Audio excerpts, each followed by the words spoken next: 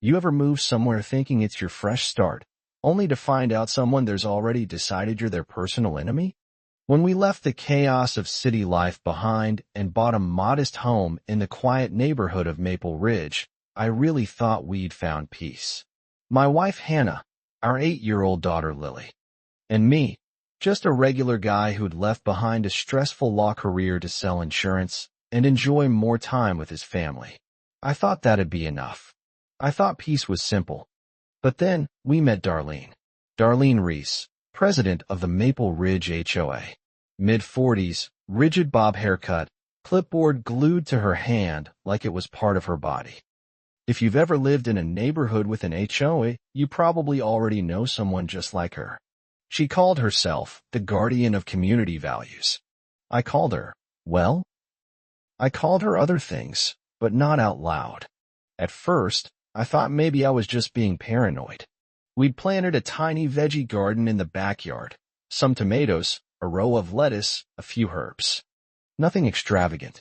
Honestly, it made my daughter excited to go outside and learn about food. But to Darlene, that was apparently an act of war. She showed up one Saturday morning, unannounced, standing on my front porch like the Grim Reaper with a manila envelope.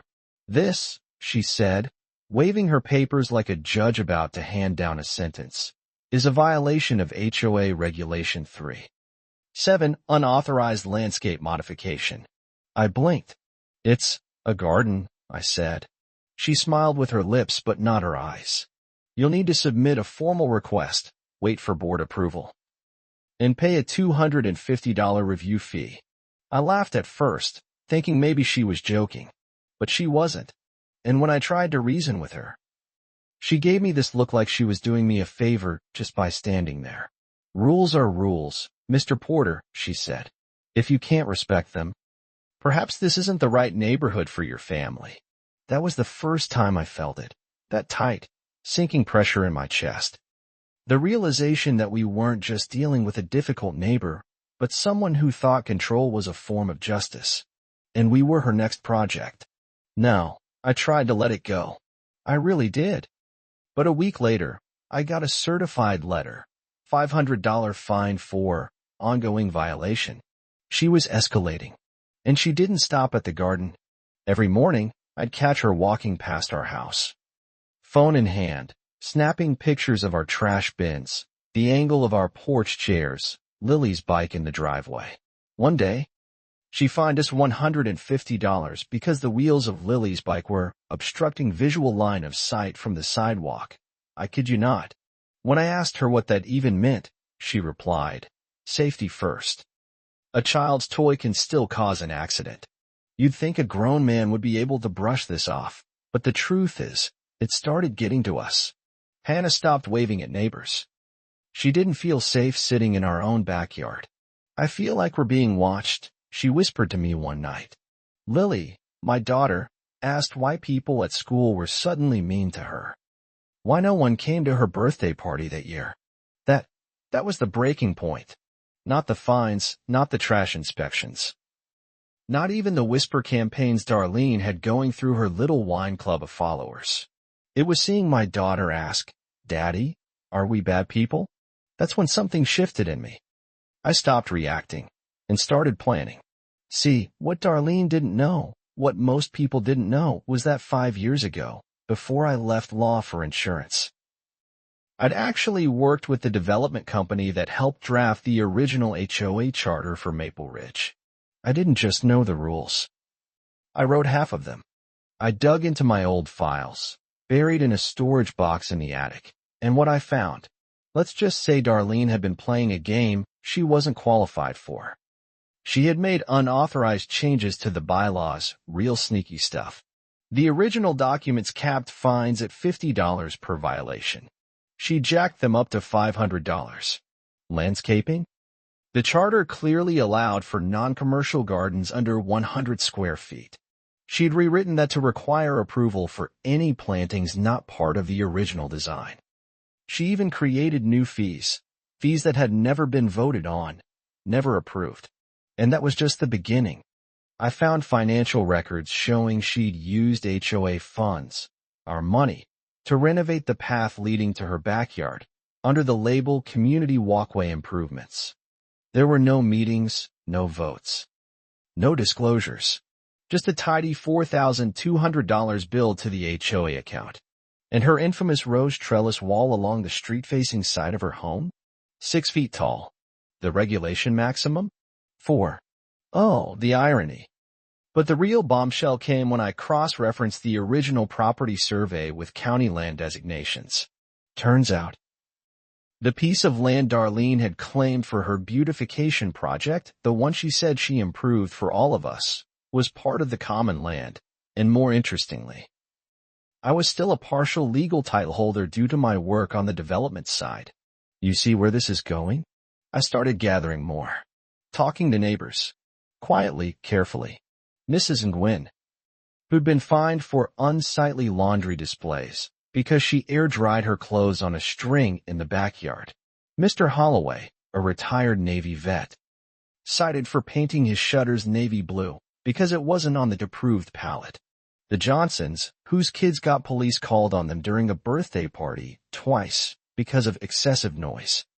And then one evening, something wild happened.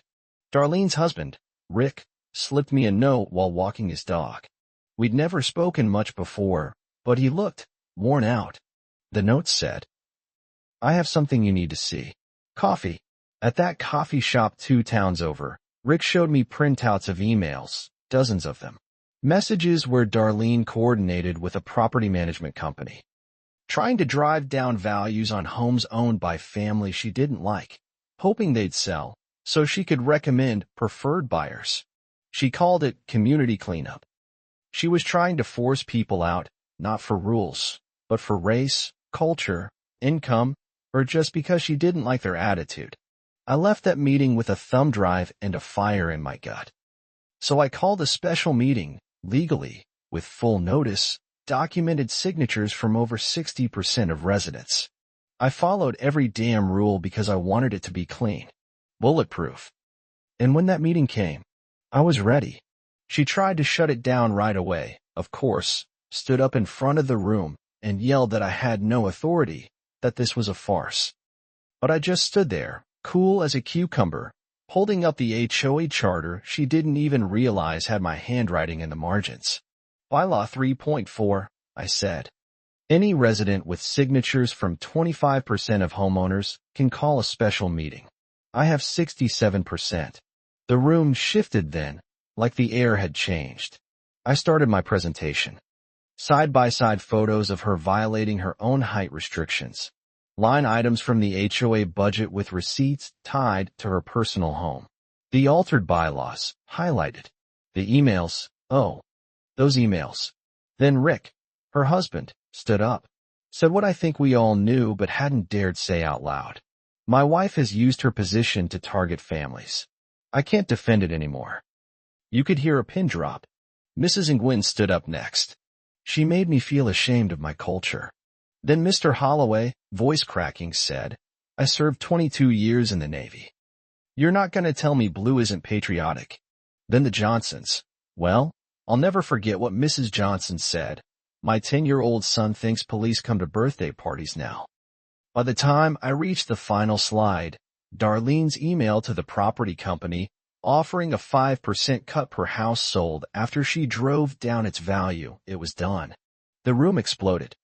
When I called the vote to remove her, 89% voted yes. The rest just sat in silence. Darlene stormed out. Rick handed her divorce papers in the parking lot. Within a month, she'd been legally ordered to repay the HOA funds, plus penalties and legal fees. She had to sell her house. She left the neighborhood for good. I was elected interim HOA president a few weeks later, not because I wanted power, but because folks wanted someone they could trust. First thing we did? Slashed the fees back down. We restored the original bylaws, made the financials public, and started a rotation system so no one could ever hoard power again. And that garden? We turned Darlene's illegal beautification plot into a community garden, open to all, no forms, no fees. Just neighbors growing together. I think about that a lot. How sometimes standing up doesn't mean yelling the loudest. Sometimes it just means being the most prepared, the most patient, the most principled. And now, every evening when I water the shared garden and Lily runs by with muddy hands and a smile wide enough to break your heart, I remember why we came here in the first place.